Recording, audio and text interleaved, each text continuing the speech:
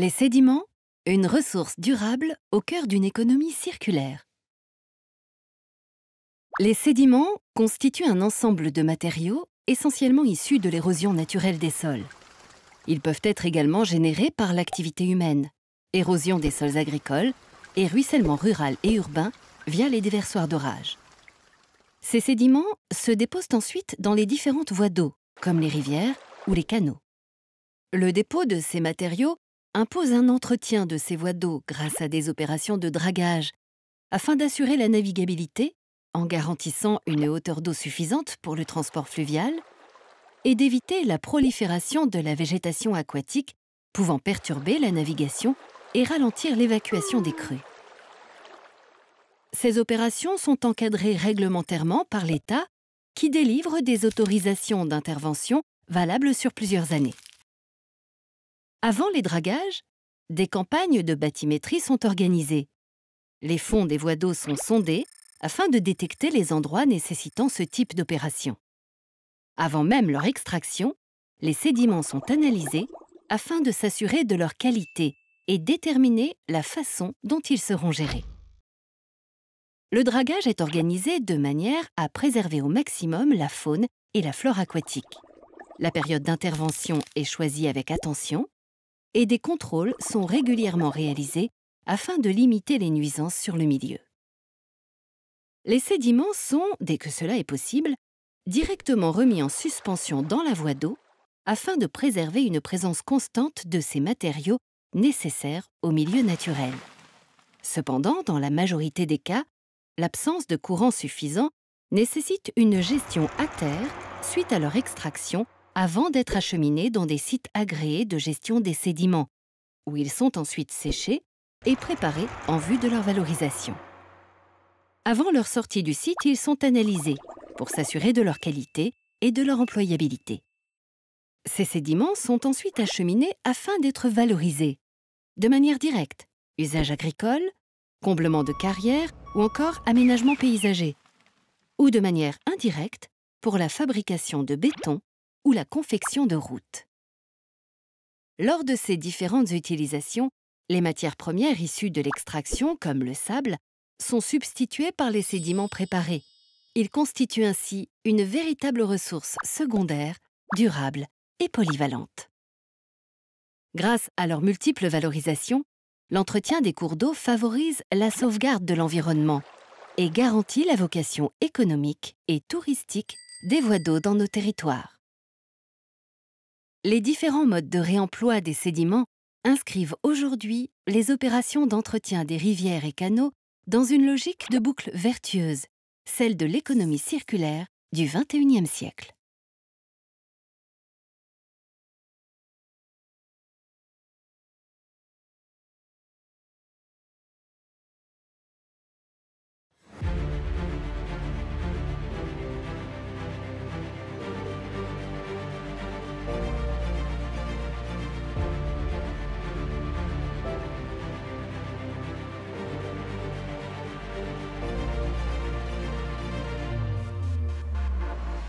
Aropa Port de Rouen est un grand port maritime. À ce titre, sa vocation première est l'accueil des navires.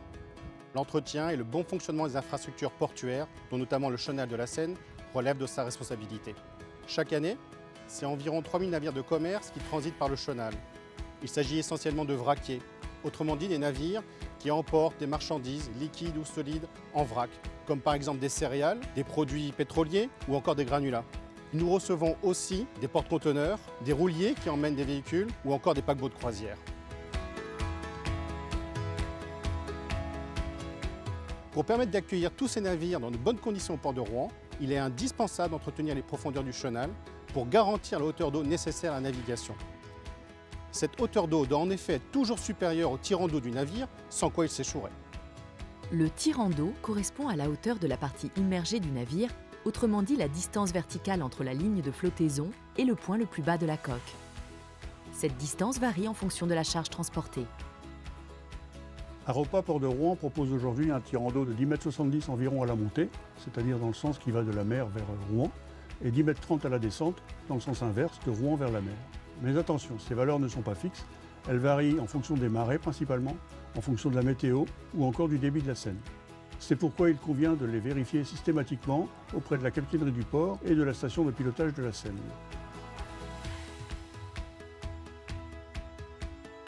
Précisons que des travaux spécifiques sont en cours depuis 2012. Ils doivent permettre de proposer 1 mètre de tirant d'eau supplémentaire dès 2019 pour répondre à la modernisation et à la massification des navires.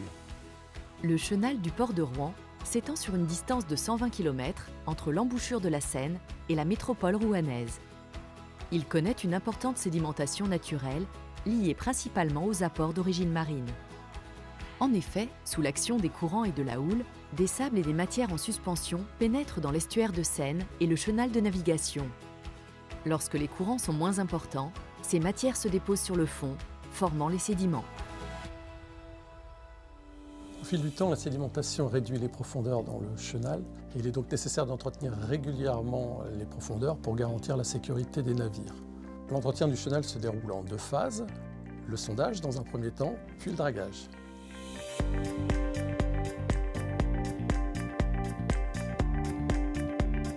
Le sondage est réalisé par la vedette bathymétrique. Les données obtenues permettent aux hydrographes de réaliser une cartographie en 3 dimensions des fonds marins. La profondeur est mesurée par le sondeur, la localisation est donnée par le GPS. L'ensemble des données acquises permet d'établir une carte des fonds marins. Cette carte permet de comparer les profondeurs au gabarit théorique du chenal. On détermine ainsi les endroits où des remontées de fond peuvent présenter une gêne pour la navigation. À partir du sondage, on va définir un programme de dragage qui va nous permettre de rétablir les hauteurs d'eau qui sont nécessaires à l'accueil des navires qui sont les plus gros, qui ont les plus forts tirants d'eau. Pour faire simple, le dragage, c'est le fait de ramasser les sédiments dans les zones où ils représentent une gêne pour les transporter et les déposer en mer ou à terre en dehors des voies de navigation. Chaque année, les dragages d'entretien du chenal représentent en moyenne 4,8 millions de mètres cubes de sédiments. Ils sont pratiqués dans 2 zones, distinctes par la nature de l'eau. L'estuaire amont de la Seine et son eau douce s'étend de Rouen à Vieux-Port. Il représente 300 000 mètres cubes annuels de sédiments dragués. L'estuaire aval de la Seine et son eau saline s'étend de Vieux-Port à l'embouchure et représente 4,5 millions de mètres cubes annuels de sédiments dragués. Le dragage est effectué à partir de dragues aspiratrices en marche qui sont équipées d'élanes très lentes, des sortes de gros aspirateurs qui vont aspirer le sédiment au fond de la Seine et le déposer dans le puits du navire.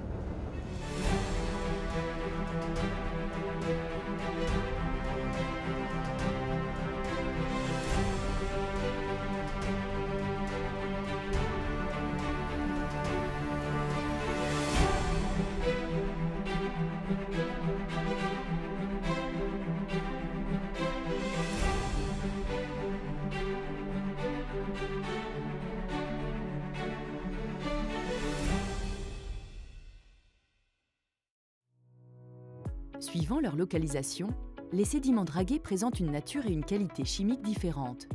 Certains d'entre eux peuvent être valorisés, d'autres non. La valorisation des sédiments est un enjeu majeur et un engagement fort de Haropa, port de Rouen. Les sédiments dragués dans l'estuaire amont sont constitués de sable et de limon. La quasi-totalité d'entre eux sont déposés à terre où ils sont valorisés. Les plus grenus, les plus gros si vous préférez, sont utilisés par les entreprises de construction de bâtiments et de travaux publics pour fabriquer par exemple du béton. Pour cela, 5 sites de mise à terre comme celui-ci ont été aménagés le long de la Seine. Les sédiments les plus fins, quant à eux, sont utilisés pour emblayer des trous de carrière qu'on appelle aussi des ballastières.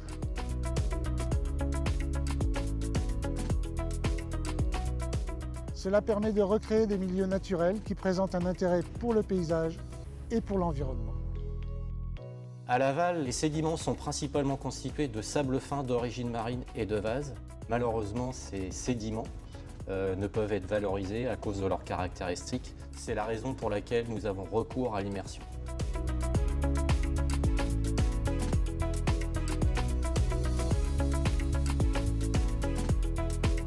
Lorsque la décision est prise d'immerger les sédiments, la drague se déplace vers la zone d'immersion pour y déverser le contenu de son puits.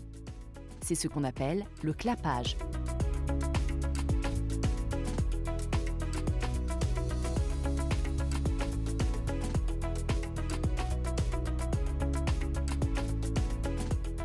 Entre 1977 et 2017, les sédiments immergés étaient déposés sur le site du Canic. Mais en 2017, celui-ci est parvenu à la limite de ses capacités. Il est désormais remplacé par le site de Machu, situé plus au large, en baie de Seine orientale. Comme toute activité humaine, les dragages et la gestion des sédiments peuvent avoir un impact sur l'environnement. Pour limiter cet impact, d'une part, les dragages n'ont lieu que lorsqu'ils sont absolument nécessaires et dans le strict respect de la réglementation. D'autre part, Aropa Port de Rouen a mis en place des bonnes pratiques environnementales. Ces bonnes pratiques sont au nombre de 4. Première bonne pratique, Aropa Port de Rouen valorise les sédiments de dragage chaque fois que cela est possible par une réutilisation des sédiments, soit dans le secteur du bâtiment et des travaux publics, soit au travers du remblaiement de ballastières, ce qui permet de recréer des milieux naturels. On a ici un exemple concret de milieu naturel qui a été reconstitué à partir des sédiments de dragage.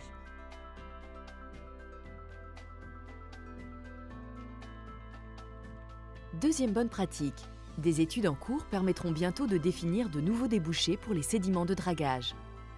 Troisième bonne pratique, les équipes du port collaborent avec des scientifiques pour réduire les effets de l'immersion sur l'environnement.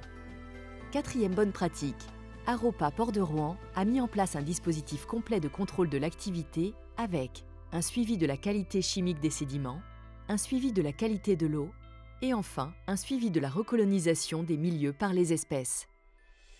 Nous l'avons vu, les activités de dragage font intervenir de multiples enjeux techniques, sécuritaires, économiques et environnementaux.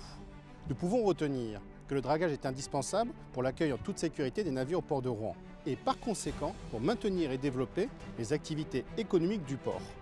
Ces activités, rappelons-le, sont génératrices de 18 000 emplois, directs et indirects, et de 2 milliards d'euros annuels de valeur ajoutée pour le territoire. Il ne s'agit pas pour autant de faire n'importe quoi. Aropa Port de Rouen est un port responsable, soucieux de concilier ses activités portuaires et la préservation de l'environnement.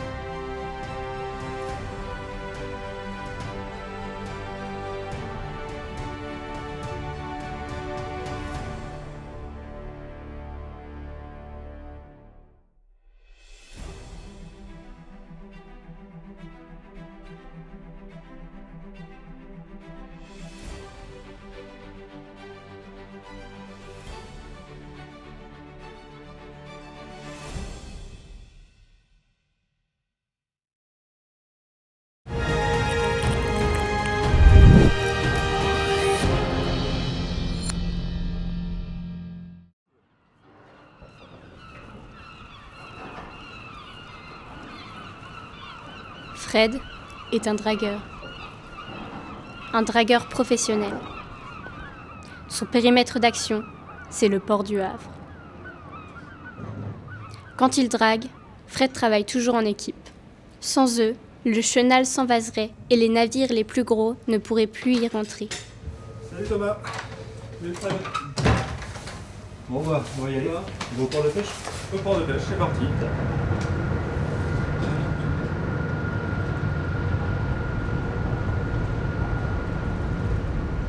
Est-ce que vous pourriez nous parler un peu de votre métier de dragueur?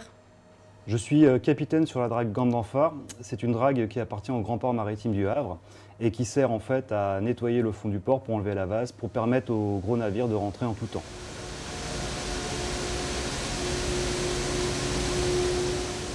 Nous sommes 8 à bord et nous travaillons sur un rythme de 7 jours de travail pour 7 jours de repos. Et nous travaillons qu'à la journée, c'est-à-dire de 7h à 19h. Et de 19h à 7h du matin, nous sommes ici en repos au quai Mazeline. Quel genre d'études faut-il faire pour devenir dragueur? Alors pour devenir dragueur, il faut faire des études de marine marchande. C'est des études qui consistent à 5 années d'études après le bac. Et je suis sorti de là avec un capitaine de première classe de la navigation maritime. Mais du coup, le large, l'aventure, ça vous manque pas? Nous sommes 2 capitaines à bord de la drague et nous avons tous navigué avant au long cours. Moi, personnellement, j'ai travaillé sur les côtes africaines pour faire du ravitaillement de plateformes de forage avant d'arriver ici. Et j'ai privilégié la vie familiale à l'aventure. Avez-vous déjà remonté quelque chose d'inhabituel, une bombe de la guerre, un cadavre ou encore un trésor? Alors, hélas, jamais de trésor. Par contre, nous avons déjà remonté des bombes de la Seconde Guerre mondiale. Alors, dans ces cas-là, tout s'arrête. On met l'équipage en sécurité à bord du navire. On va au large et on attend l'intervention des démineurs de la Marine nationale. Mais la plupart du temps, c'est des débris de voitures, des scooters, des motos, toutes sortes de choses. Les 3,5 millions de mètres cubes de sédiments dragués chaque année au Havre sont rejetés au large dans une zone bien définie et autorisée par la préfecture. Les déchets filtrés sont, eux, collectés à terre dans un conteneur pour être triés et valorisés. Mais moi, j'aurais une dernière petite question. Est-ce que vous êtes bien payé? Oui, nous sommes bien payés. C'est un métier qui vaut le coup et qui apporte beaucoup de joie et de plaisir.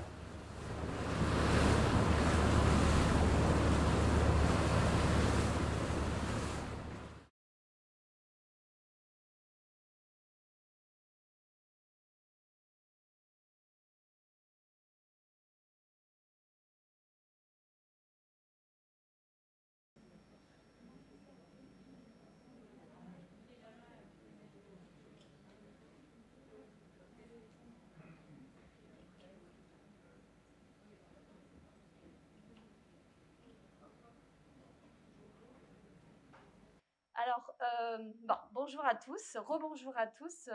Merci d'être venus pour cette journée dédiée à l'événement donc à l'origine des sables qui se déroule donc dans le cadre du festival Zigzag et de la fête de la science.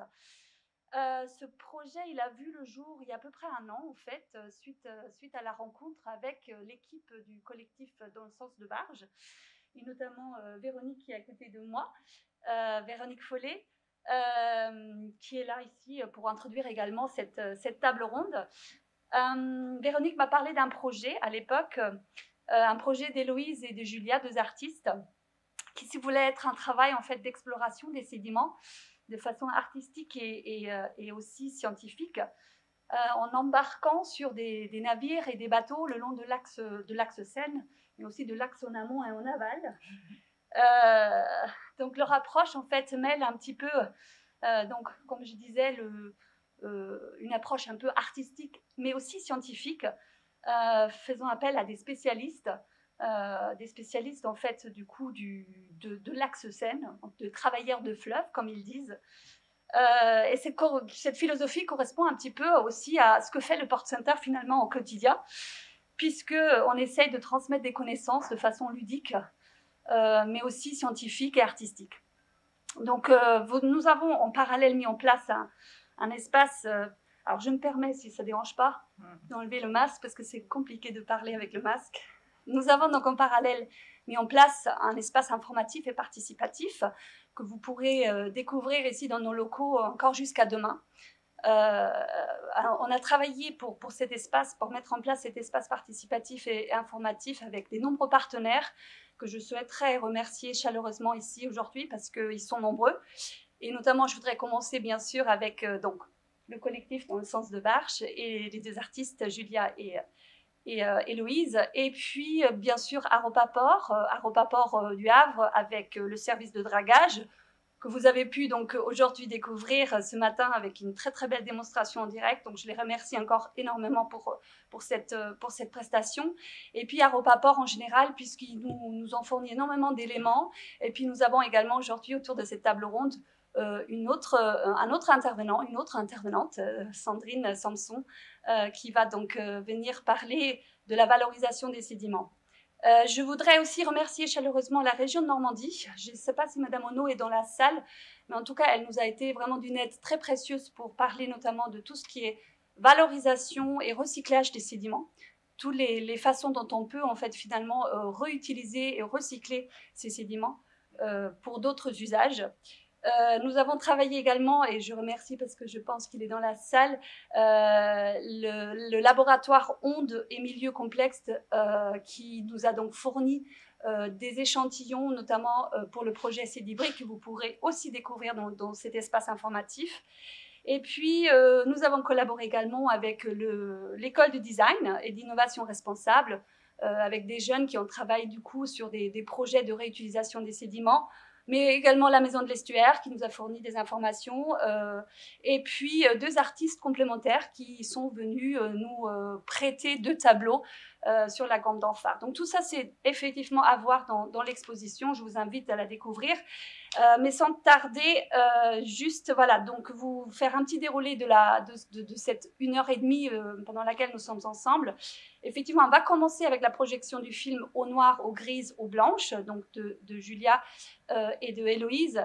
Vous allez voir, ça va durer à peu près une vingtaine de minutes.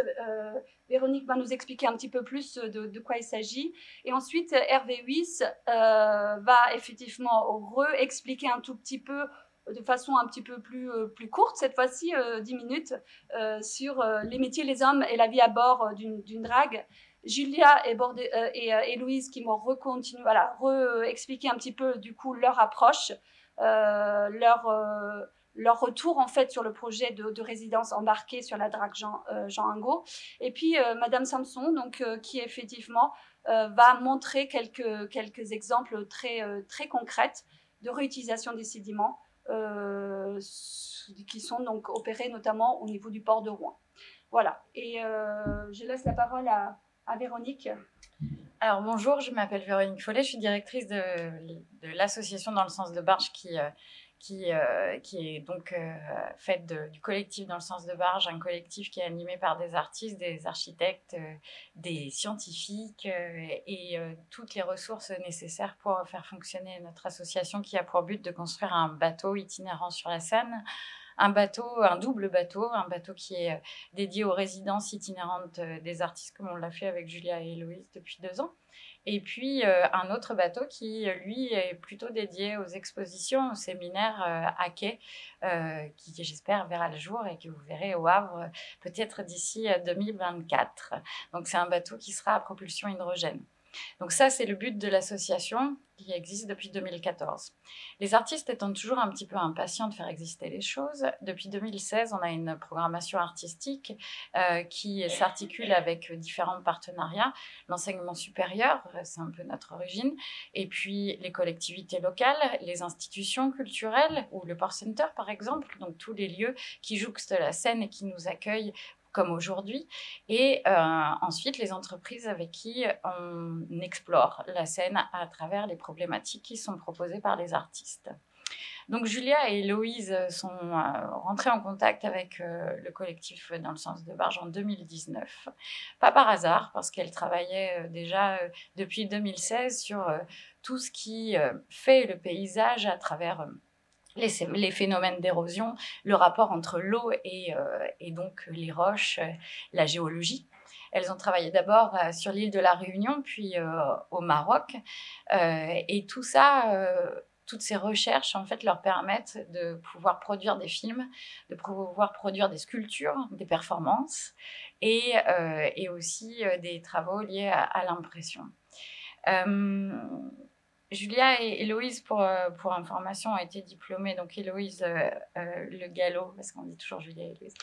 Donc Héloïse Le Gallo a été diplômée des Beaux-Arts de Paris et Julia des Beaux-Arts de l'École d'Art de Cergy.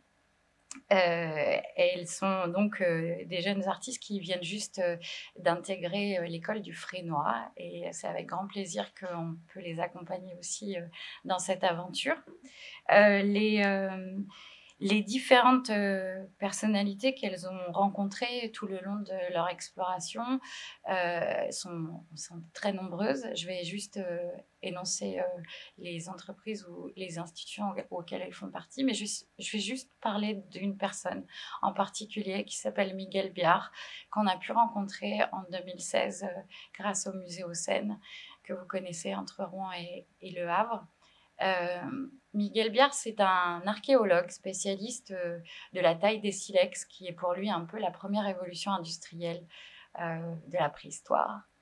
Et il a pour origine la batellerie, puisqu'il est petit-fils et fils de marinier, et qu'il a découvert sa passion pour l'archéologie quand il était petit, puisque ses parents transportaient du sable. Et comme tous les enfants, on fait des châteaux de sable dans des cales avec 300 tonnes de sable, c'est encore plus drôle. Et là, il a commencé à rentrer en contact avec la matière sédimentaire. Et c'est là qu'il a exploré ça. Il a participé aux fouilles du port gallo-romain de Hésier, qui se trouve pas très loin d'ici.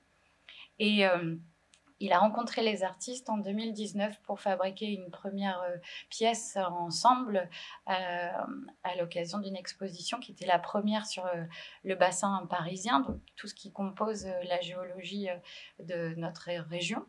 Et cette rencontre a été permise grâce à Dans le sens de Barge et elle s'est poursuivie.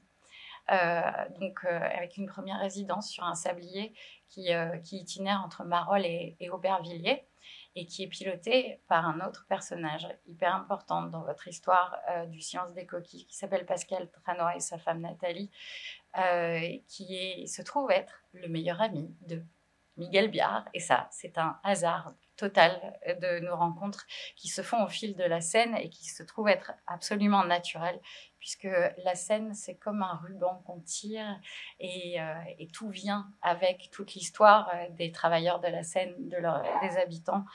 Et on se rend compte qu'au-delà des limites administratives que sont la Normandie et l'Île-de-France, on a plein de choses en commun à se raconter. C'est ce que Dans le sens de Barge s'évertue de démontrer. Donc, pour parler des sédiments qui sont dragués par le courant de la Seine de sa source à l'estuaire, les artistes ont rencontré plusieurs personnes. Donc, je disais Miguel Biard, archéologue. Elles ont rencontré aussi des personnes scientifiques issues du parc naturel des Boucles de Seine, qui sont aujourd'hui représentées par Madame Cressan. Merci beaucoup pour leur participation. La DRAC Normandie et la DRAC Île-de-France nous accompagnent aussi tout au cours de ces expositions qui ont lieu le long de la Seine. Donc, je vais citer les lieux. La région Normandie, le département de l'Eure, le département de la Seine-Maritime, et puis des partenaires importants comme Aropa. On ne serait pas là sans eux. Donc, Aropa nous a facilité l'accès aux recherches scientifiques. Merci, Madame Sanson, d'avoir accueilli les artisiens un an. À Monsieur Hervé Huys aussi, puisque tout ça nous a réunis autour du projet Célibrique, dont vous allez parler, je pense. Donc, je vous laisse la primeur. Et puis Jean-Denis Salès, qui est malheureusement pas là aujourd'hui, mais qui, je suis sûre, aurait voulu être là, qui nous a permis de faciliter l'accès des artistes sur la drague Jean Angot, sur lequel elles ont pu tourner des images et les images que vous allez voir après mon intervention. Il y a beaucoup de choses à dire, donc je vais essayer d'être très, très brève. J'essaye d'oublier personne, mais merci au commandant Aujulet qui nous a permis, avec beaucoup de passion, de laisser les filles faire leur film à bord de la Jean Angot. Et merci à tout l'équipage, Séverine Revel, Sophie Bourgeois de Aropa aussi. Et puis, on a pu travailler avec Cemex, ce qui est complètement logique puisque Cemex explore les carrières tout le long de la Seine.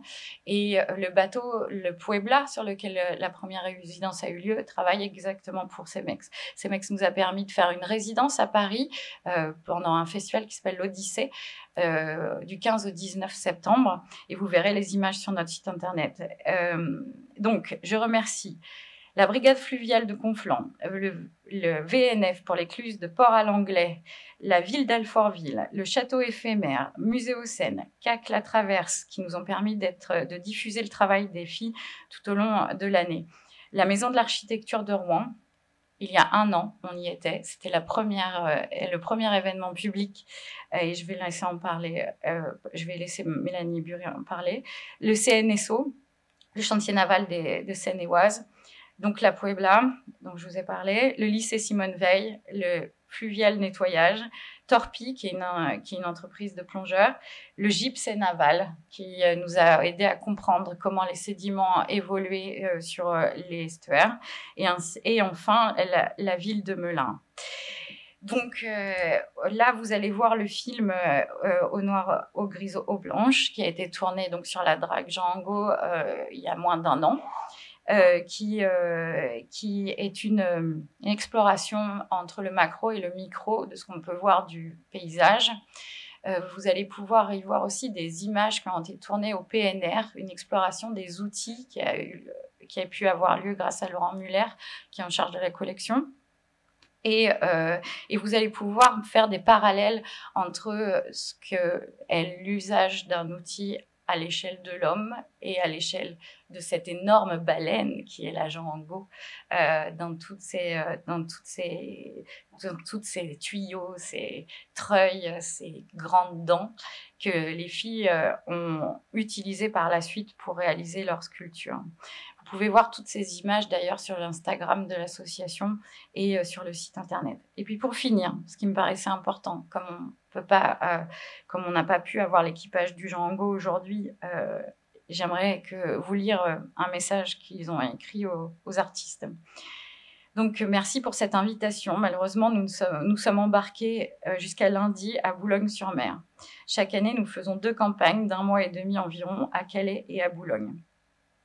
Le dossier que vous nous avez fait parvenir nous refera vivre des moments passés avec vous et nous éclairera sur la vision que vous avez eue de notre environnement, de notre vie, de nous.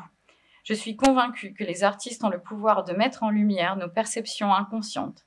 C'est tout à fait le cas de votre travail. Nous sommes des petits êtres à queue, posés sur un bout de métal qui flotte sur un fleuve qui nous regarde. Bon vent et bonne mer.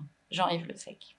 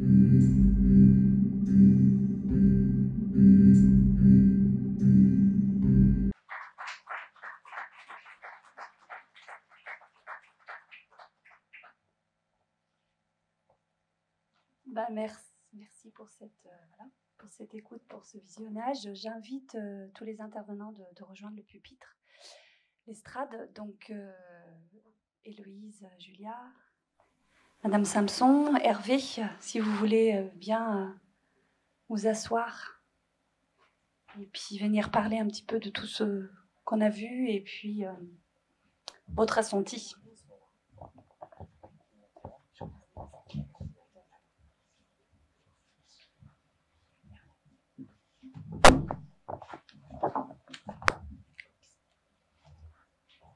Bonjour.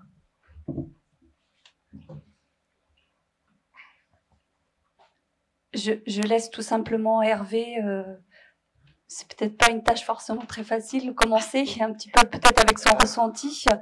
Et puis après, effectivement, l'idée c'est qu'Hervé nous partage un petit peu par rapport à ce qu'on a vu et puis réellement comment ça se passe la vie à bord.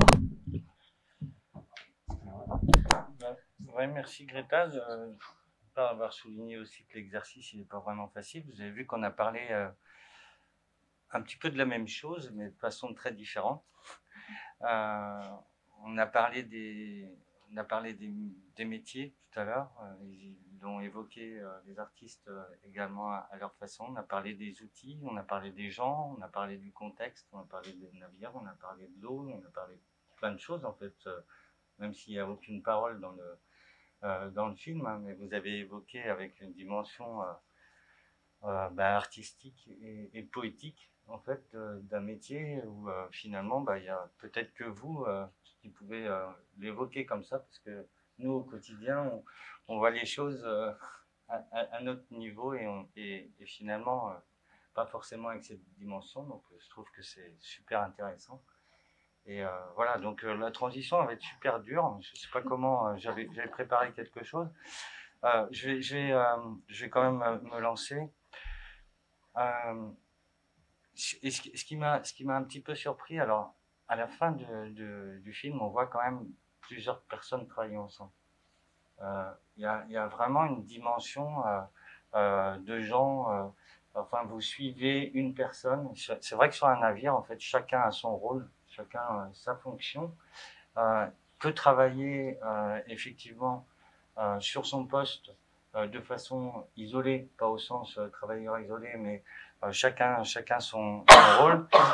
Mais finalement, quand on voit ce que c'est que le dragage, je parle de ce que j'en ai, ça s'intègre dans un milieu très vaste, où finalement il y a plein de gens qui travaillent autour. On n'est jamais seul. Alors même si on fait chacun a sa part, on va dire, de l'action toujours sur l'accueil des navires, mais vous, c'était pas seulement juste l'accueil des navires, c'était bien au-dessus de ça. Après, là, ce que je veux montrer, c'est que le dragage, c'est un service portuaire. Ça fait partie des services portuaires. Aujourd'hui, on travaille donc pas seul. On travaille avec le pilotage, on travaille avec le remorquage, le lamanage. On a vu tout à l'heure en fait les personnes qui sont à quai pour justement permettre l'accostage du navire. Et puis dragage, hydrographie, je vous en ai parlé tout à l'heure. Et puis tout ça, finalement, il y a un peu un chef d'orchestre. Il y a la capitainerie qui fait le lien entre le dragage, entre les gens du dragage, entre les gens du remorquage, entre les gens du pilotage et du lamanage. Donc tout ça doit être connecté, même si on peut et on a l'impression parfois d'un travail un peu en solitaire. On est finalement dans un système qui est connecté. Alors tout à l'heure, on a eu quelques petits déboires sur la connexion, et c'est justement un travail qu'on fait, et c'est un autre sujet, mais sur la diffusion des données entre tous ces gens, tous ces navires, qui seront facilités avec la technologie 5G notamment. Là, je veux faire voir à travers ce slide que finalement, au même titre que sur le slide précédent, il y a l'hydrographie, le dragage, le multiservice, tout le monde travaille. Mais en fait, on doit communiquer les informations les uns aux autres. Donc, sur le film, on voit peu d'échanges, mais finalement, dans nos métiers, il y a énormément d'échanges par VHF, par des données, les données d'entrée, les données sur l'écran du capitaine qui est du navire qui se retrouve seul devant ses écrans. Il a finalement des données qui ont été acquises par ses collègues, donc avec l'hydrographie. Il a aussi des données, des paramètres qui sont communiqués. Et là, c'est d'autres métiers, hein, c'est tout ce qui est instrumentation. On parlait tout à l'heure finalement des conditions dans lesquelles on intervient. On a parlé on a vu même un peu l'état de mer avec la houle, les hauteurs d'eau qui sont hyper importantes pour nous dans l'activité de dragage. Donc en fait, il y a énormément de gens qui gravitent autour de nos activités, et c'est bien un système complet qui fait qu'on arrive à faire rentrer des navires dans un port. Et donc voilà, là quelques illustrations. Tout à l'heure, je parlais de pied de pilote. Là, on a une illustration sur votre droite, en fait, avec l'eau qui doit rester sous la quille pour pouvoir entrer puis faire des opérations de manutention. On descend et là, on voit donc un plan de bathymétrie. Donc, en fait, c'est les navigants, c'est ce qu'ils ont sous la main pour pouvoir visualiser et savoir ce qu'ils ont à faire au niveau du dragage, mais aussi pour ceux qui utilisent le plan d'eau pour avoir quasiment en temps réel une information sécurisant leurs opérations. Et puis, moult services. Là, vous voyez un de nos engins, le multiservice, qui est là aussi à sa façon à sécuriser les accès. Donc, encore un autre outil. Vous avez montré, on voit à travers votre film, des outils, et c'est quand même très présent en fait. Et là, on a des outils qui sont ce multiservice. Il peut à la fois relever une épave, il peut aussi niveler le fond, puisque finalement on a les opérations de dragage, mais on a aussi les opérations de nivelage, puisque quand on peut éviter de transporter, quand on peut niveler pour justement garantir la hauteur d'eau, c'est ce qu'on priorise. Donc voilà, plein de métiers. À chaque navire, ces informations transmises vers les autres navigants, les autres utilisateurs de la place. Et c'est une dimension. En fait, c'est pas du tout un contre-pied de ce que vous montriez. C'est que c'est assez paradoxal en fait. Il y a vraiment ces temps du travail un peu en solitaire et puis finalement au service de tous. Le service et quand je passe de la transition avec le service dont je m'occupe, c'est aussi pas forcément que des navigants. Aujourd'hui, pour les accès sur le port du Havre, et là avec Aropa, j'ai pas pris le nombre de personnes en global sur les accès, mais ils sont plus nombreux sur Rouen. On est 75 personnes et à peu près varie entre 45 et 50 inscrits maritimes. Demandé de parler des hommes et des métiers. Alors, je vais parler de compétences.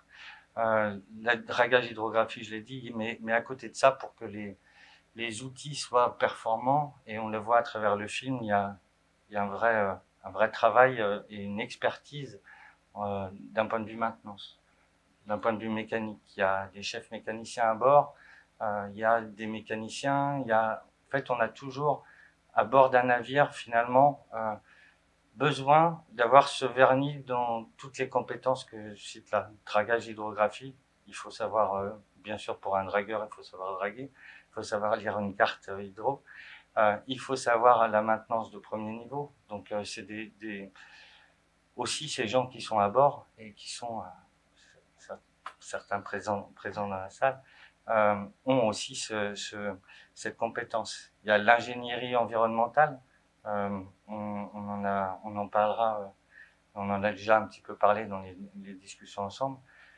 Et puis après, il y a d'autres compétences, il y a l'armement, parce que ces gens qui sont sur ces navires, qui peuvent, il faut qu'il y ait quelqu'un qui orchestre une sorte de gestion du personnel, organiser les rythmes de travail. Les rythmes de travail sont très variables en fonction des engins. Il y a des engins qui travaillent 24 heures sur 24, d'autres qui sont, comme je disais, par rapport à la Grande Lamphare 719 en 7.7.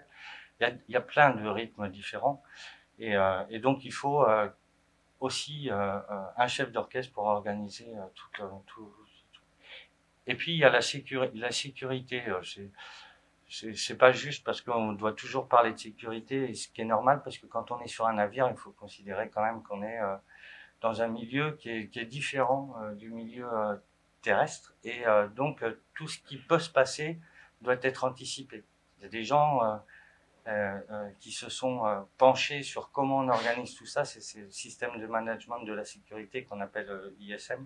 Et en fait, c'est pour eux, pour les navigants, vraiment important d'avoir ce cadre, des fiches réflexes. Il y a un événement particulier. On voit par exemple, on est sur un site très exposé, ou du moins qui a été avec pas mal de largage de bombes qu'on peut retrouver, quand vous vous retrouvez avec, vous avez vu la benne tout à l'heure, et puis un obus, voilà, comment on réagit, finalement la sécurité elle est gérée, on essaye d'anticiper le maximum de questions, de problématiques, et puis on a des fiches réflexes. Donc chacun, là encore, chacun son rôle, chacun sa place, et finalement tout nécessite quand même une organisation collective.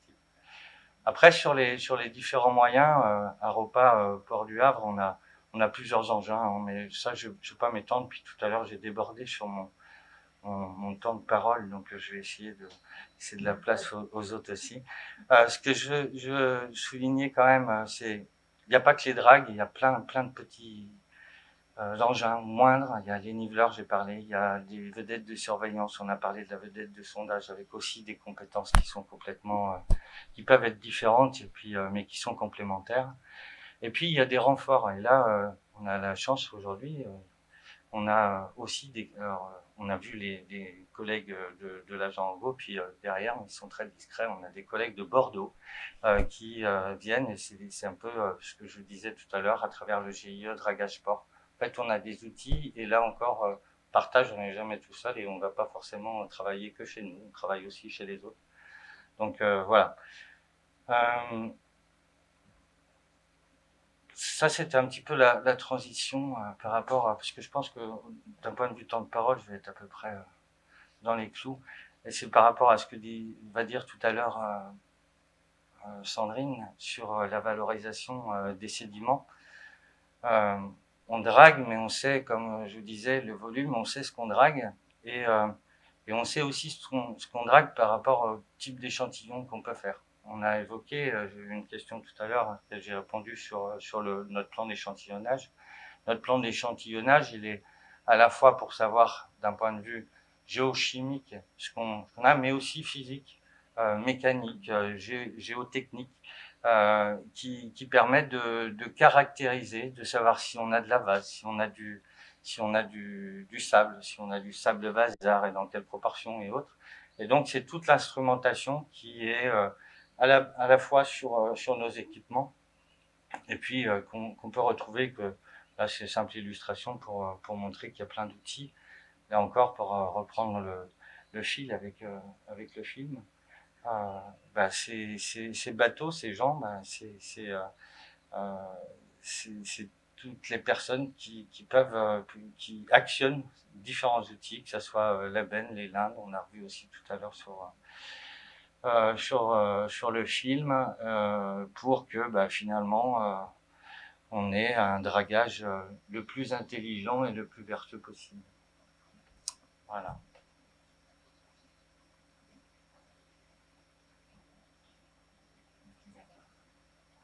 Je crois que c'est nous.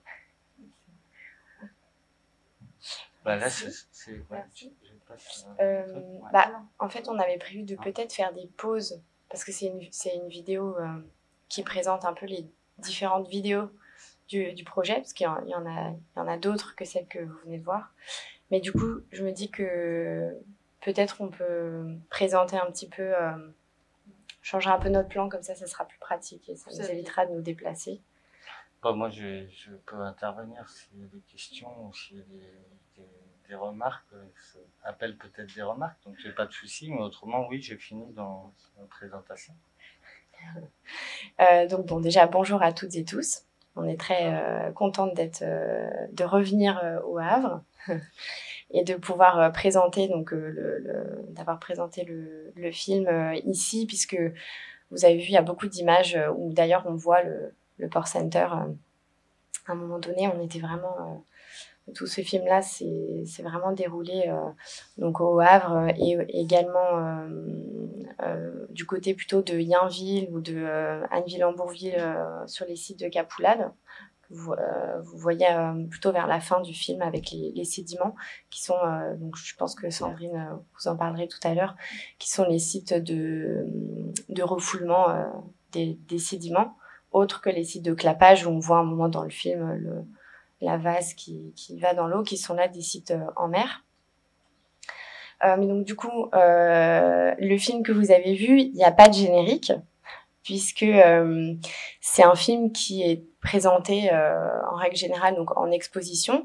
D'ailleurs, vous pouvez le voir donc au Port Center dans la salle la salle des containers juste derrière. Et il est effectivement présenté comme ça en boucle, puisque je pense que vous avez dû le remarquer, le son est très présent et c'est quelque chose qui est important pour nous de reprendre cette boucle et ce côté lancinant en fait qu'on peut ressentir sur le bateau, presque pressant du bruit et de la machine, voilà, qui est très présente. Donc voilà, il n'y a pas de générique, mais on va remercier nos acteurs qui sont présents dans le film, évidemment tout l'équipage de la drague, mais particulièrement Kevin et Yann qui se sont prêtés au jeu d'acteurs.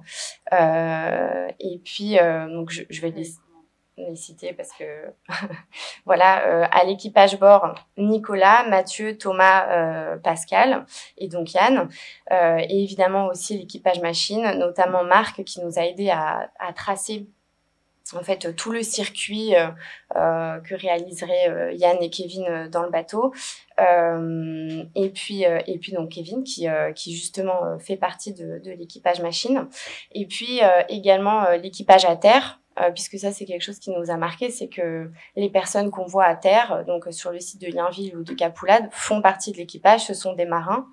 Et donc l'équipage terrasse, Christophe et Jonathan, qui nous ont consacré aussi beaucoup de temps pour nous expliquer leur travail et pour qu'on puisse filmer sur ces sites-là en toute sécurité. Et évidemment, donc les deux commandants, Pierre-Yves et Thomas, qui nous ont non, Pierre-Yves, pardon. Oui, Pierre-Yves, je me suis pas trompée, et Thomas qui nous ont vraiment accueillis à bras ouverts et qui nous ont permis de découvrir la drague et qui ont même organisé des missions spéciales pour le jour du tournage sous le pont de Normandie. Donc voilà, ça a été aussi un travail comme ça. Ils se sont pris au jeu aussi de nous accueillir et en fait il y a eu, enfin toute l'idée du film, elle est venue en discutant avec eux et par leur implication aussi du partage de leur quotidien, des rondes qu'ils faisaient sur les bateaux justement et toute leur déambulation. Ce que vous disiez, enfin le rapport de l'homme à la machine justement, la manière dont vraiment les deux communiquent, l'homme, la machine, la matière, c'est des choses qu'ils nous ont racontées, c'est ce qui a guidé le scénario de déambulation du film.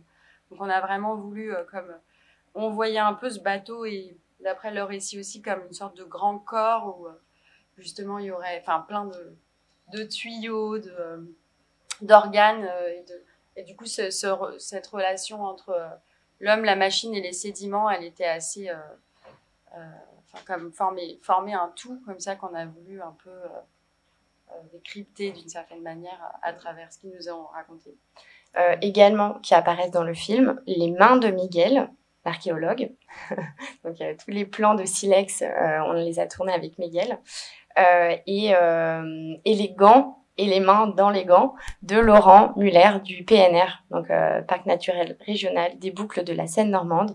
Donc comme le disait Véronique, qui nous a présenté des outils de la collection du PNR. Ça a été des moments aussi assez précieux où on a pu filmer en fait certains outils qui nous intéressaient. Puis vous allez voir aussi l'influence que ça a eu sur l'exposition qu'on a réalisée à Alfortville au printemps dernier. Voilà. Mais donc, en fait, le film que vous avez vu s'inclut dans un projet plus large, donc intitulé Le silence des coquilles, qui est donc un an de recherche, en fait, qui a été inauguré dans sa phase de diffusion donc par cette exposition à Alfortville et qui va se clôturer par une exposition donc à Muséocène à Caudebec-en-Caux. Et donc dans l'exposition de Muséocène, il y avait plusieurs choses. Il y avait 3 vidéos, donc celle sur la drague, une vidéo tournée avec un couple de bateliers, donc Pascal et Nathalie Tranois. Et puis également une vidéo réalisée à partir on va dire de plusieurs points de vue, des rencontres avec des plongeurs et plongeuses en Seine et avec un chantier naval, donc AHR.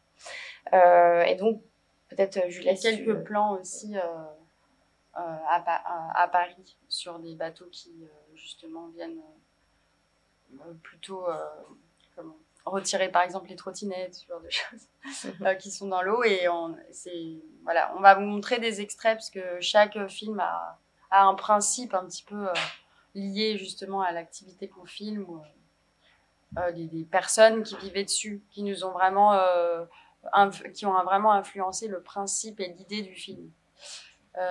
Donc peut-être que, en fait, dans l'exposition qu'on a fait au CAC La Traverse à Alfortville, il y avait une voix off qui englobait toute l'exposition, en fait. Donc chaque vidéo a une bande son qui est assez répétitive comme ça. Puis il y avait une voix off qui mêlait en fait un peu qui connectait un peu tous ces mondes-là et toutes ces voix. En fait, c'est ce qu'on a interviewé, donc comme vous pouvez voir, énormément de monde sur la scène. Ensuite, on a transcrit tous ces interviews et on a réécrit un scénario qu'on a fait lire par deux actrices, dont Angèle Guerre et Nathalie Tranois, donc, qui est la femme de Pascal Tranois, et qui sont les propriétaires du bateau Puebla, du sablier Puebla, dont vous allez voir après un extrait. Donc c'était hyper beau aussi qu'elle accepte de venir justement réinterpréter ses voix, parce qu'on voulait que ce soit des voix féminines aussi qui incarnent cette idée du fleuve. Et la plupart des personnes qu'on a interviewées étaient des hommes sur le fleuve, et on trouvait ça assez beau qu'elles viennent réincarner tout ça. Donc on peut peut-être commencer à écouter cette voix off, un extrait de cette voix off. Ça va lancer la vidéo.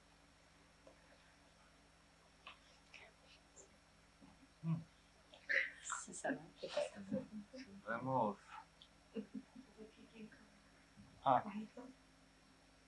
On écoute les yeux du fleuve. Rêver. Le fleuve nous regarde. On gratte les petits rognons de verre organique, jaune clair, brun, noir, entourés de leurs croûtes de calcaire fine, laiteuse. Les Magdaléniens cherchaient les pierres à outils, précieuses. On creuse, on fouille, on drague, on concasse ces matières métamorphoses. Si on fait une pile de pont, on fait un caisson en pale planche. On creuse à l'intérieur. Le plongeur au fond nettoie les creux à une côte bien définie.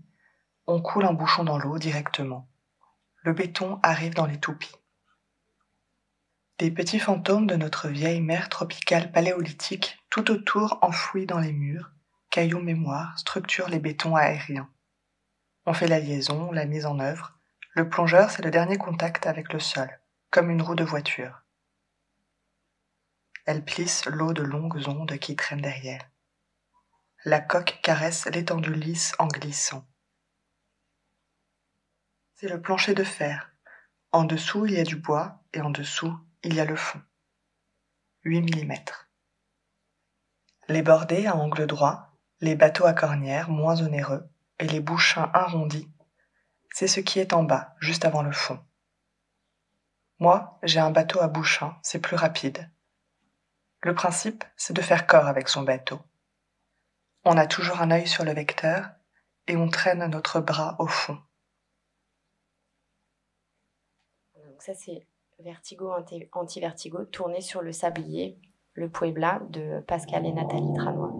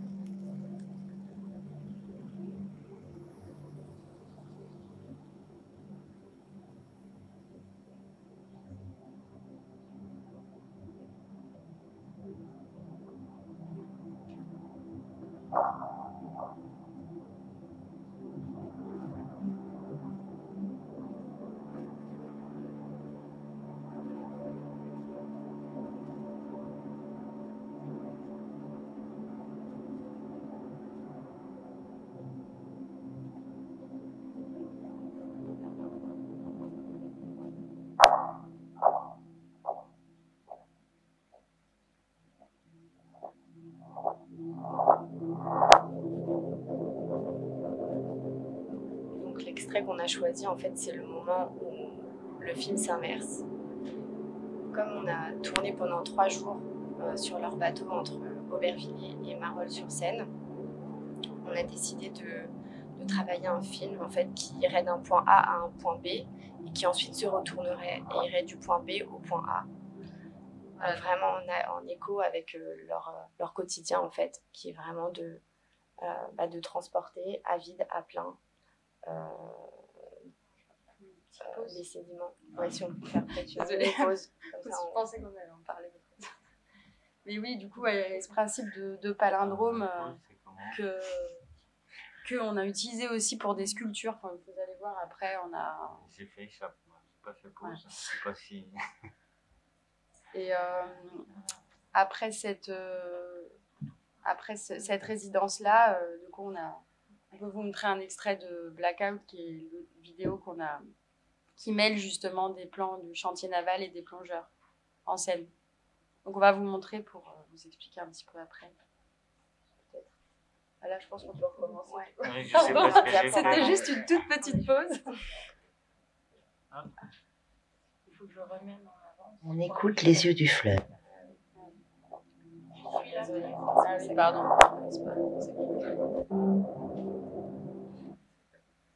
Parfait. C'est bon. Et plein écran.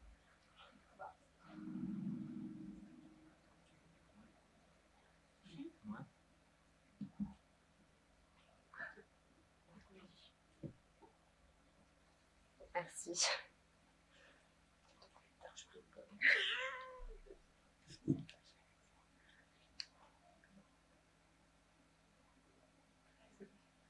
Peut-être qu'il faudra appuyer sur l'espace, non? On écoute les yeux du fleuve. C'est reparti. Rêver. Après, un petit élément du coup que je voulais dire sur le travail avec Pascal et Nathalie, qui a aussi pas mal guidé le montage, c'était la sensation de Nathalie de plus elle partait de Paris, plus elle rentrait chez elle, et plus en fait le paysage s'ouvrait, avec cette sensation d'avoir un jardin qui bouge. Et c'est vrai que du coup, le premier plan que vous avez vu, qui est filmé depuis la cuisine, en fait, on est vraiment au ras de l'eau. En plus, le bateau n'était pas chargé, mais on est au ras de l'eau avec vraiment les rives qui défilent. C'était assez important pour nous dans le travail de montage comme ça. Voilà.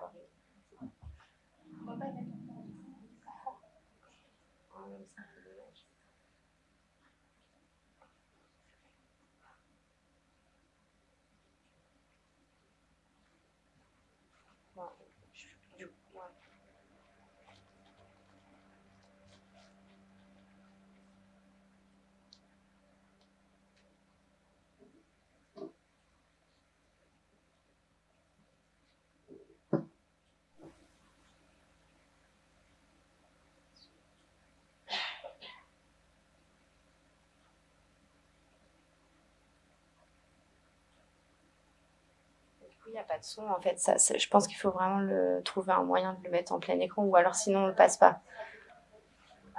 Mais parce qu'il n'y a pas de son, normalement il y a du son. Bon bah c'est pas grave, laissons tomber pour cet extrait. C'est bon. Merci.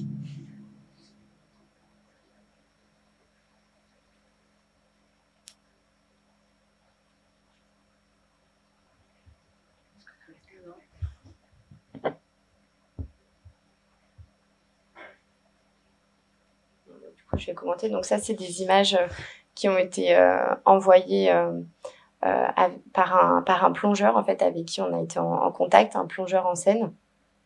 C'est assez chouette parce que du coup, il s'est filmé pour nous envoyer des vidéos qui ensuite qu'on a pu utiliser dans le film.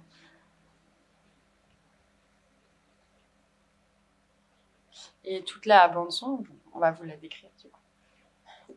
Elle a été, en fait, on a justement quand on est allé sur ce petit bateau en Seine sur le canal Saint-Martin, on entendait le souffle du plongeur.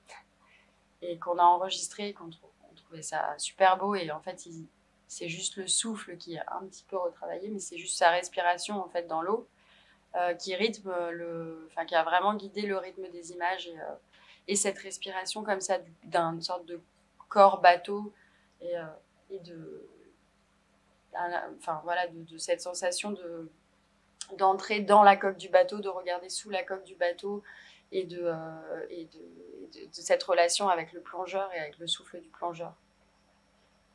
Qu'on a du coup mis en lien aussi avec le souffle du verrier, puisque dans ce film-là, on a intégré des images qu'on a prises à la fois chez le métallier avec qui on a travaillé pour créer les sculptures de l'exposition donc à Alfortville et des images prises aussi dans l'atelier du verrier. Donc l'atelier du verrier, c'est VSN Verrier, donc à Paris, et le métallier, c'est Tony Sacramento, donc avec qui on a collaboré.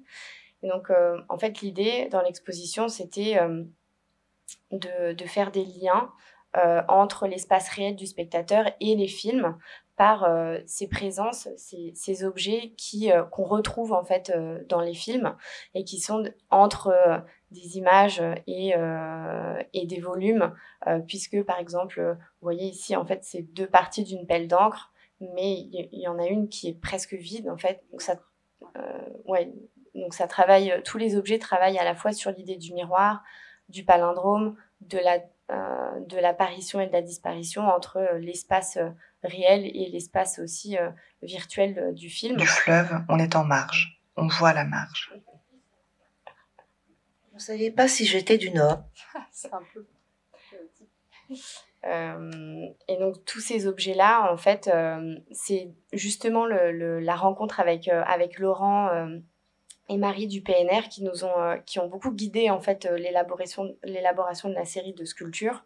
Ce qui nous a intéressé, c'était l'idée de la dent justement, puisque en fait sur la drague, on avait repéré une grosse dent en métal sur le bord qui n'était pas sur le râteau du coup, mais qui était sur le côté. Et donc on a demandé aux marins ce que c'était et si on pouvait récupérer cette chose. Et donc ils ont été OK.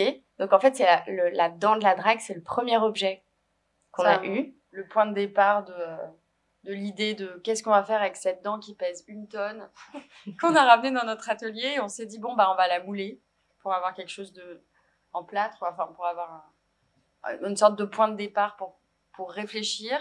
Et voilà, ça nous a donné vraiment envie de travailler sur la question des outils, parce que justement à bord, on nous parlait aussi beaucoup de nous, on fabrique nos outils, enfin on les transforme parce qu'en fait à un moment donné, on n'a pas ce qu'il faut et on a un atelier, mais on n'est pas à terre, donc il faut se débrouiller. Et vraiment ce rapport qui était hyper intéressant, ça nous a vraiment donné envie de travailler aussi tout un panel de matériaux qui étaient liés justement aux sédiments et à la transformation des sédiments, donc le sable, le silex, le verre, toutes ces transformations, et aussi le métal qui était lié à l'univers du bateau et de l'action, de l'intermédiaire entre l'homme et le sédiment, en gros.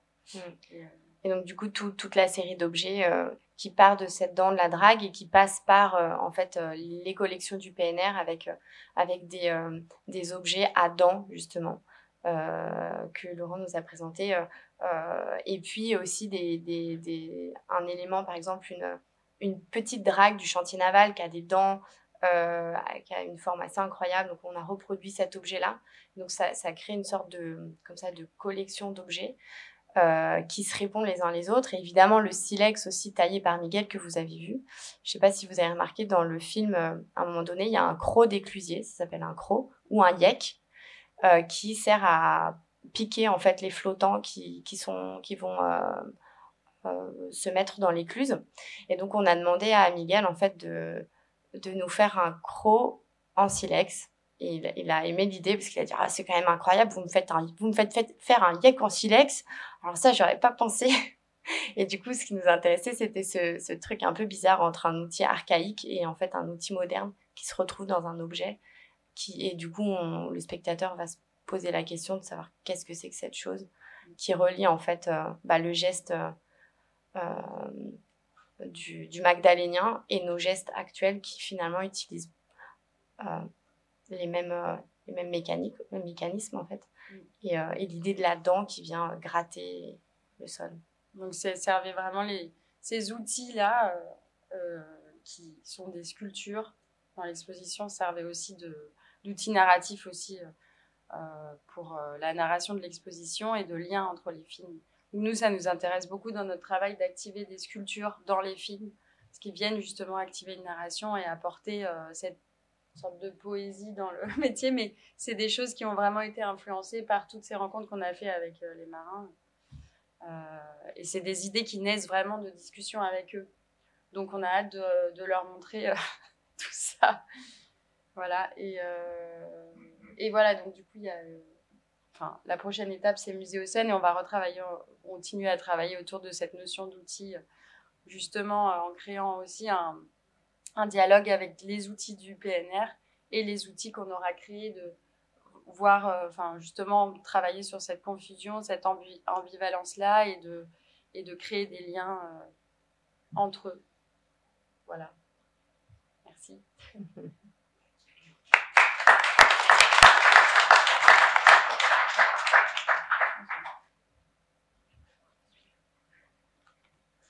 Il semble qu'il restait encore un tout petit peu un bout de film et on finissait avec un autre petit bout de la voix off, avec Nathalie et Angèle. On était de la rivière.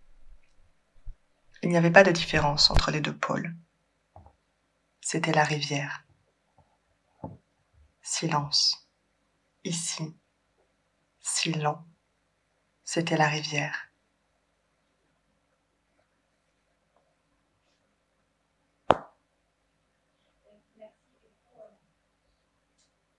Du coup, effectivement, vous nous avez présenté, vous avez fini sur les outils et puis sur les sédiments aussi et ce travail sur la matière.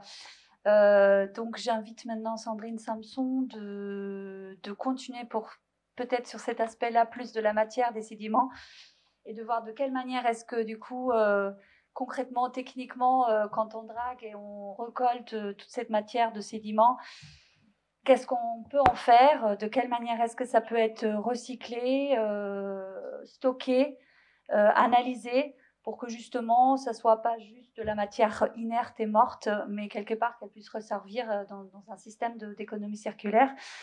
Donc Sandrine Samson, directrice du projet Transition écologique chez Aropa Port, elle va du coup présenter un petit peu les différents aspects.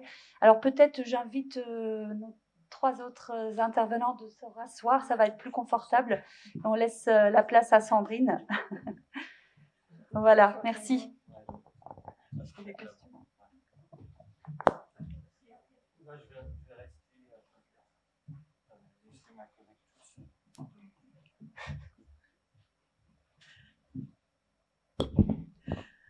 Bonjour à tous. Je vais plutôt parler de la matière, oui, en effet, du sédiment. Je vous ai mis une photo ici. Je trouvais ça intéressant parce que, pour faire le lien avec le film également, et le fleuve essentiellement, pour montrer que la nature des sédiments qu'on peut draguer dans le fleuve, elle est très très variée. Et en fait, comme l'a dit tout à l'heure Hervé, on caractérise les matériaux, on caractérise les sédiments avant de les draguer parce que justement on a besoin de connaître leur composition, leurs caractéristiques, et si on veut les valoriser, on a besoin de savoir quelles sont leurs caractéristiques granulométriques, leurs caractéristiques géotechniques, pour savoir dans quelle filière de valorisation on peut les gérer. Donc là, je vous ai mis des sédiments dragués dans le fleuve dans le cadre d'un gros projet qui a été mené au sein de Aropa Port de Rouen, qui est l'approfondissement du chenal de navigation. Le projet est terminé aujourd'hui. Simplement pour vous montrer voilà, une variété de matériaux qui peut aller du limon, de la vase, de l'argile, de tuf, de la tourbe, des matériaux sableux coquillés également, des matériaux graveleux, enfin bref, une composition très différente. Donc ça, c'est pour des travaux neufs, c'est-à-dire des travaux qui sont liés à un projet où on fait toucher essentiellement à des sédiments géologiques, enfin des couches géologiques du fleuve. C'est-à-dire que là, en fait, ce n'est pas des sédiments de dragage d'entretien. Dans le cadre des dragages d'entretien, on aura une composition un peu moins variée, mais on va surtout avoir des sédiments, en fait, essentiellement limoneux, vaseux, argileux, ou alors éventuellement dans certains secteurs un peu sableux. Donc, une précision simplement pour dire que Aropaport drague en dragage d'entretien à peu près 7 millions de mètres cubes par an. L'essentiel de ces sédiments sont immergés en mer. Une partie, en fait, est valorisée à terre, et c'est essentiellement, en fait, le secteur qui est compris entre Rouen et Tancarville, globalement, jusqu'à Honfleur, on peut aller jusqu'à Honfleur. Donc, on connaît les secteurs où on va draguer les sédiments, on connaît leur composition, donc on peut les diriger vers des zones de dépôt ou de transit privilégiées pour gérer en fonction de leur nature les matériaux. Donc on a à peu près les matériaux qui sont les plus fins, les matériaux limoneux, sableux, enfin limoneux, on va dire argileux. Ces matériaux-là sont déposés en ballastière. Alors qu'est-ce que c'est qu'une ballastière? C'est une carrière en eau. Vous avez dans les boucles de Seine en particulier, là où vous avez noté Anneville et Yville, vous avez des carriers qui exploitent en fait le sable alluvionnaire. Et en fait, ce sable alluvionnaire permet aux carriers donc d'utiliser ces matériaux pour le BTP. Et en fait, il crée des plans d'eau dans la boucle. Il y en a beaucoup, il y a plus de 350 hectares de plans d'eau sur cette boucle. Et en fait, l'objectif des sédiments que l'on drague dans le fleuve, c'est de pouvoir en fait être utilisés pour réaménager ces carrières en zone humide. Donc, je vais y revenir parce que je vais vous présenter le principe tout à l'heure. Et les matériaux les plus grossiers, les matériaux sableux, sont déposés dans des installations de transit. Donc, je vais vous décrire également ce que c'est. En fait, vous avez pu en voir une, mais rapidement et c'était pas forcément évident à deviner. Donc, quand on parlait du secteur de Yainville, c'est une installation de transit. Donc des installations de transit pour valorisation dans le secteur du BTP, donc pour les matériaux les plus grossiers, les matériaux sableux qui sont les plus nobles et plus facilement valorisables. Donc il y a 5 installations de transit le long du fleuve. Vous avez le secteur de Moulineaux, donc de Jumier à Gienville, hein, c'est le même site, Saint-Vendry, à Lillebonne, secteur Port-Jérôme et Honfleur. Pour les ballastières, vous en avez 2. Vous avez la ballastière d'Yville, qui est la ballastière expérimentale, où on a pu démontrer la faisabilité de ce mode de gestion de remblaiement de ballastière par les sédiments de dragage pour reconstituer des zones humides. Et aujourd'hui, en fait, le secteur d'Yville est terminé et on est passé au site de Capoulade à Anneville, en Bourville, dont on a parlé dans le film. Donc en fait, je vous ai mis une photo aérienne ici de l'installation de transit de Port-Jérôme à Lillebonne. En fait, c'est quoi une installation de transit? C'est une ancienne chambre de dépôt de sédiments de dragage qui est composée en fait de 2 casiers où les sédiments vont pouvoir décanter. Alors les sédiments qui sont apportés par la drague, vous avez pu voir la drague Angot en activité tout à l'heure, vous avez pu voir ce qu'il y avait dans le puits, ce qu'on appelle la mixture. Pour nous, c'est des sédiments avec de l'eau, hein, avec des quantités assez importantes d'eau. On appelle ça une mixture. Donc la drague, en fait, qu'est-ce qu'elle fait? Elle vient se mettre sur le poste de refoulement, ce que vous voyez sur la photo, et elle vient connecter son puits avec les tuyaux du site de refoulement à terre, enfin de l'installation de transit. Donc je ne sais pas si vous voyez, alors je ne sais pas si on peut avec... donc vous avez... ça marche pas. Excuse-moi, je suis pas trop... Ouais, je suis peut-être pas allumée.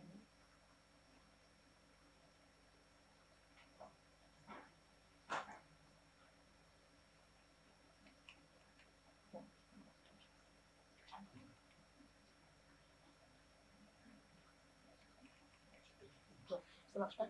Bon, excusez-moi. Donc en fait, juste pour dire que la drague se met au poste de refoulement, donc elle connecte le puits de la drague, hein. Je ne sais pas si vous voyez ce que c'est vraiment là où sont stockés les sédiments. Ah, j'ai pas fait le bon truc. C'est le voilà.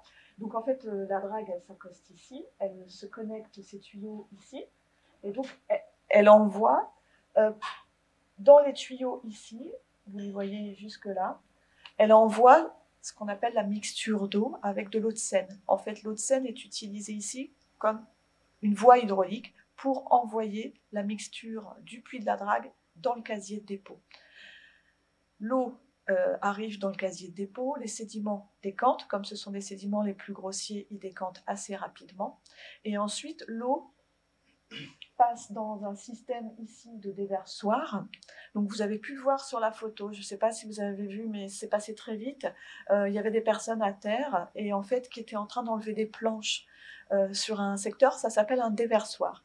Et donc en fait, on règle le niveau des planches en fonction des hauteurs d'eau.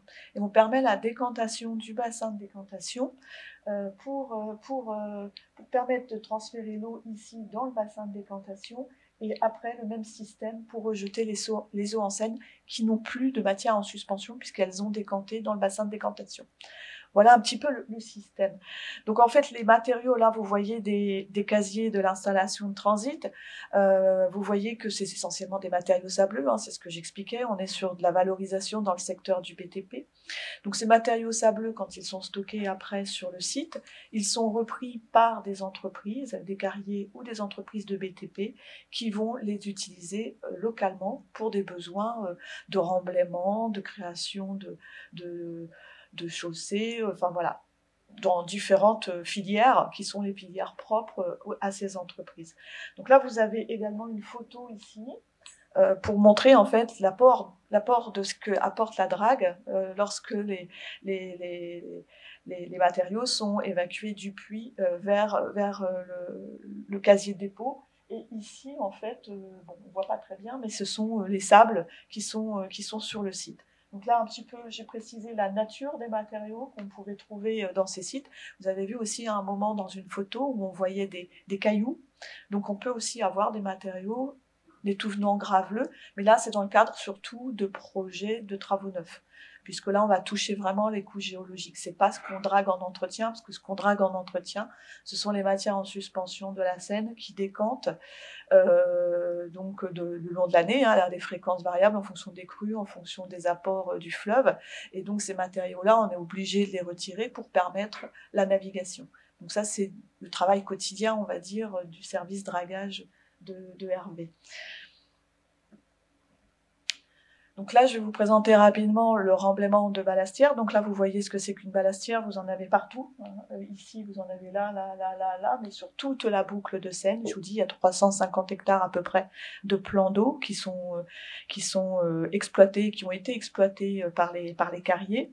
Donc en fait, dans les années 90, le port gérait ces sédiments de la zone rouennaise, hein, du port de Rouen, dans des chambres de dépôt, qui étaient la même chose que les installations de transit, sauf que les matériaux ne ressortaient pas. Donc on faisait des tas, on va dire. Et on détruisait évidemment des zones humides, on détruisait des habitats, parce que il fallait de la surface pour pouvoir stocker ces matériaux. À l'époque également, on avait les carriers qui faisaient des trous. Donc, ce qu'on appelle des plans d'eau, des ballastières, on appelle ça des trous. Donc en fait, fin des années 90, on a mené une expérimentation sur la commune d'Yville qui a été de dire on met les tas dans les trous. Donc du coup, les carriers exploitent les sables alluvionnaires des terrasses alluviales de la boucle, ils créent un trou et nous on vient remblayer ça avec les sédiments qui sont issus des dragages d'entretien du fleuve. Et en fait, ça permet ensuite de reconstituer des prairies humides et donc on participe en ce sens à la reconquête paysagère de la boucle. On est dans un parc naturel régional, donc en fait c'est quand même intéressant de retrouver des zones humides. Donc les sédiments en fait sont de la même manière que pour les chambres de dépôt. Vous avez une drague, bon c'était celle qui était avant la Hango, mais c'est le même principe. Vous avez une drague comme la Hango qui envoie une mixture donc dans des tuyaux, mais sur plus de 1 km. Hein, c'est très très loin par rapport à ce que vous avez vu sur Port-Jérôme où c'est à proximité, là c'est très très loin. Ce qui montre que la drague doit avoir des puissances assez importantes en termes de pompe pour pouvoir envoyer cette mixture d'eau à cette distance. Donc on a un système en fait de pompe, donc là les matériaux arrivent ici, et on a un système de pompe à l'autre bout du plan d'eau qui permet en fait de réévacuer le surplus d'eau, puisque comme pour pouvoir transporter les matériaux du puits de la Drague sur 1 kilomètre, il faut des quantités d'eau assez importantes, puisqu'il faut un volume de 3 à 4 fois plus que la quantité de mixture présente dans le puits. Donc de ce fait-là, pour ne pas entraîner d'inondations localement, on a un système de pompage où en fait on rabat le niveau de la ballastière, on rabat le niveau, on met les pompes en amont en fait, du moment où la drague va refouler, de façon à ce qu'on n'entraîne pas de débordement. Donc c'est une expérimentation qui a été menée entre 2000 et 2008 sur Yville-sur-Seine. Donc c'est un mode de gestion innovant à l'époque qui présentait un intérêt économique, écologique et paysager, et en fait qui répondait à la gestion durable des sédiments de la Seine, puisque en fait pour le port c'était une voie de valorisation plutôt que de faire des tas. Intérêt pour le carrier puisque ça participe au réaménagement de ces plans d'eau, et puis intérêt pour la commune de retrouver aussi des parcelles agricoles, hein, puisque là aujourd'hui le site d'Yville, nous on a laissé la nature se reconstituer naturellement. L'objectif était plutôt de favoriser la biodiversité, c'est un site de 11 hectares à peu près. Par contre les plans d'eau qui sont juste à côté ont été remblayés, hein. Si vous allez sur le site, tout ça aujourd'hui n'existe plus, ça a été remblayé. L'objectif c'est plutôt de reconstituer de la prairie agricole comme c'était auparavant tout autour. Donc voilà, c'était un petit peu pour expliquer et l'intérêt aussi de cette... On est vraiment dans l'économie circulaire là, puisque c'est un partenariat entre 2 acteurs, et on est sur la recréation d'écosystèmes humides qui participent évidemment à la reconquête paysagère de la boucle, et donc l'ensemble des acteurs et parties prenantes ont été vraiment intéressés, puisque là, tout le monde y trouvait son compte, on va dire. Un autre mode de valorisation des sédiments, c'est la création pour les besoins portuaires. On utilise aussi les sédiments pour nos propres besoins, pour des remblaiements de plateformes. Là, par exemple, un exemple au Havre, qui est la création d'un terre-plein portuaire par remblaiement avec des sédiments de dragage. Donc dans l'ancien bassin au pétrole, là qui est localisé sur la carte, donc la création de 1,7 hectares et une valorisation à peu près de 120 000 m3 de sédiments. Alors je laisserai, si vous avez des questions techniques, je laisserai plutôt Hervé en parler, puisque c'est plus sur son territoire. Donc l'objectif, ça a été vraiment de mettre un système, en fait, un ouvrage de fermeture pour le bassin, et puis de remblayer avec les sédiments de dragage au fur et à mesure. Peut-être juste une petite précision, parce qu'on n'a pas eu l'occasion d'en parler quand on a vu les opérations de dragage. Et vous m'avez posé la question sur l'évacuation. Donc là, vous pouvez, sur la capacité à refouler également, puisqu'on a des trappes, comme on nous a expliqué tout à l'heure, pour vider les puits. Mais on a aussi des systèmes qui permettent de refouler par l'avant du navire. Et tout à l'heure, sur la gambe d'Enfer, on n'a pas évoqué, mais c'est ce qui permet, dans ce cas, de venir refouler, puisque le dispositif de clapage ne permet pas d'aller remplir le casier, puisqu'une fois qu'il est fermé, il faut bien passer par des tuyaux. Voilà. Donc c'est un peu le même principe que la Hango, hein, qui, comme je vous dis, elle se connecte pour pouvoir connecter son puits. La Hango, elle a le même principe, elle peut ouvrir son puits pour immerger, puisque vous l'avez vu dans le film, elle a immergé les sédiments en mer, mais elle a aussi un système pour pouvoir connecter les tuyaux pour les sites à terre. Ce qui n'est pas le cas de la drague Daniel Laval, qui est la drague qui travaille dans l'estuaire pour Aropa Port de Rouen, qui ne fait que du clapage, que du vidage, on va dire. Un mot sur les projets de recherche et développement. Donc en fait, Aropa Port travaille aussi à trouver, à valoriser, on va dire à diversifier ces filières de gestion des sédiments, et donc à essayer de trouver des pistes aussi et même mettre en place, si possible, des filières sur son territoire pour valoriser les sédiments de dragage. Donc ici, vous avez le projet Sédibrique, qui avait pour objectif de définir le potentiel d'utilisation de sédiments de dragage provenant des ports du Havre et de Rouen par la filière des tuiles et briques sur l'axe Seine. Donc c'est un projet qui a été financé par la région Normandie et l'ADEME. Et donc vous avez plusieurs partenaires, Aropa Port, Circoé, Université de Caen, Université du Havre, les mines de Paris-Tech et CTMNC, je ne sais pas. C'est assez dur à dire, mais c'est le centre technique en fait des matériaux naturels et de construction. Donc c'est un projet qui s'est développé depuis le mois de mai 2018 jusqu'en mars 2021. Donc qui a pu réellement avancer, en tout cas pour montrer qu'on pouvait réellement faire des briques avec des sédiments de dragage. Donc en fait c'est quand même intéressant de pouvoir avoir cette démonstration-là. La problématique ensuite, c'est l'aspect économique qu'il faut évidemment, puisqu'il faut regarder si la filière elle est intéressée. Donc les partenaires qui créent des briques aujourd'hui, est-ce qu'ils sont intéressés pour prendre un pourcentage de sédiments dans leur process pour pouvoir en utiliser un certain volume, quoi. Donc aujourd'hui, on en est à peu près au stade où c'est pas encore. On a fini le projet de recherche, on sait la faisabilité. C'est effectivement une première phase importante, puisqu'en fait, il faut savoir la faisabilité technique. Pour revenir un petit peu sur la genèse de ça, on avait une thèse d'un gars qui travaillait sur tout ce qui était gisement, justement pour la production de briques. Et il nous avait demandé, mais il y a déjà quelques temps, des échantillons. Et en fait, il a comparé les courbes granulos, les caractéristiques physiques, on va dire, des matériaux, et il a essayé de voir les points de concordance.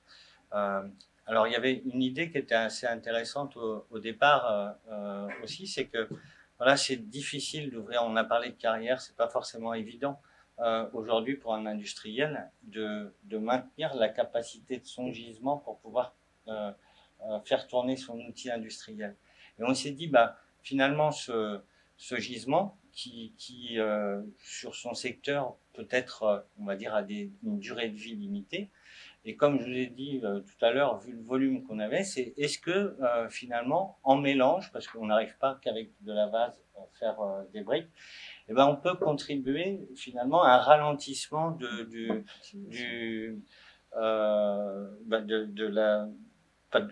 l'épuisement du gisement, quoi. Donc voilà, c'est un double effet, c'est essayer de trouver d'autres matières qui sont aujourd'hui, on va dire, pour nous des déchets, comme j'ai dit tout à l'heure, mais c'était plutôt des sédiments qui sont finalement avec pas de réutilisation possible. Comment on les réintègre et comment on fait finalement, on pérennise et on sécurise un outil industriel. Et sur l'axe Seine, ça avait du sens parce qu'il y avait beaucoup de briqueterie.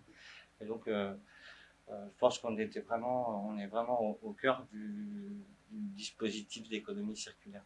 Alors la faisabilité, elle a été vérifiée sous plein d'aspects. Il y a un maître qui est dans la salle qui a beaucoup travaillé. C'est la particularité aussi de nos sédiments, c'est que on a du sel. Et quand on fait cuire on va dire de l'argile et du sel, ben, c'est pas forcément compatible. Donc il y a tout un dispositif et un suivi scientifique de savoir comment on arrive à désaliniser, comment on arrive à rendre en fait cette vase qui est maritime en fait avec des chlorures là, qui sont pas forcément compatibles avec un process industriel. Comment on arrive à faire une chaîne de transformation pour aboutir sur quelque chose d'utilisable. Et autre élément, puis je finis avec le projet, autre élément, c'est qu'il y a les industriels qui doivent démontrer ou montrer leur intérêt, mais il y a aussi derrière, et c'est ça qui est intéressant à travers des journées comme ça, c'est le consommateur. Alors le consommateur, il y a des acheteurs privés, il y a des acheteurs publics. C'est comment on arrive à montrer tout l'intérêt, y compris pour un acheteur public qui peut initier des démarches en disant voilà, moi je veux dans mes projets de construction, dans un certain nombre de choses, avoir une part de valorisation ou du moins des matériaux qui pourraient, matériaux recyclés de façon générale. Et donc voilà, c'est tout ce travail pour que finalement économiquement ça puisse avoir du sens, puisqu'aujourd'hui c'est sûr que fabriquer une brique avec de la vase, ça coûte bien plus cher, comme vous avez vu tous les engins, que d'aller prendre juste avec une pelle, la mettre dans la four, même si c'est bien plus technique que ça. Donc voilà. Un autre projet également, c'est Cédinov, qui est un projet en fait qui vise à valoriser, à trouver des filières de valorisation des sédiments qui sont dragués au pied du pont de Normandie dans le cadre des dragages d'entretien de Haropa-Rouen. On est dans ce cadre-là, on a les installations de mise à terre, puisque l'installation de transit de Honfleur existe, elle est au pied du pont de Normandie. Donc en fait, mettre des sédiments à terre, c'est pas un sujet pour Haropa Port de Rouen. Le problème, c'est de trouver la filière de valorisation. C'est-à-dire, le matériau, est-ce qu'il est intéressant? Est-ce qu'il a un objet, est-ce qu'il a une caractérisation qui lui permette ou pas de pouvoir être valorisé localement, puisqu'on ne pourra pas prendre des distances de transport trop importantes. Donc, il faut essayer de trouver des partenaires sur le territoire local. Donc on travaille sur ce projet-là avec NeoEco, qui est un bureau d'études, enfin un prestataire qui travaille sur tout ce qui est économie circulaire. On travaille avec l'école des mines de Douai et avec Toxem, qui est un laboratoire d'écotoxicologie au Havre, et qui vise en fait un peu à étudier l'impact environnemental aussi de ces projets de valorisation. Donc deux filières, donc c'est un projet qui est financé par la région, par l'ADEME également, et par Haropa Port évidemment. Et donc deux filières sont actuellement à l'étude, une filière béton avec des formulations qui sont en cours de mise en œuvre et d'expérimentation en laboratoire, d'un béton armé prise de mer, de type béton prêt à l'emploi, et puis la filière routière pour l'utilisation en couche de forme. Donc ces deux filières sont intéressantes parce que sur ce secteur-là du pont de Normandie, on est surtout sur des sables fins, on n'est pas sur de la vase, on est sur des sables quand même qui restent fins, mais qui ont quand même un potentiel de valorisation. Et donc pour le moment, les formulations montrent quand même qu'il y aurait une capacité intéressante, en tout cas en termes de volume de sédiments à valoriser. Donc voilà, c'était la dernière slide. Je préciserai également qu'on a un autre projet de recherche et développement qui démarre également, qui concerne plutôt les vases de la zone portuaire de Rouen, qui s'appelle Valocède et qui est dans la même démarche que Cédinov, qui a pour objectif, via l'installation de transit de Moulineaux, qui est la plus proche de la zone portuaire de Rouen, de développer des filières de valorisation directement sur la zone portuaire. Il faut savoir que les ports sont des aménageurs aussi, et donc dans ce cadre-là, ils peuvent également utiliser dans leur process, dans leur cahier des charges, ils peuvent aussi imposer aux entreprises l'utilisation de sédiments de dragage. Donc on a aussi, nous, ce levier-là, en tant qu'établissement public, de pouvoir aussi favoriser le développement de l'économie circulaire sur notre territoire. Voilà, je vous remercie beaucoup. Au revoir.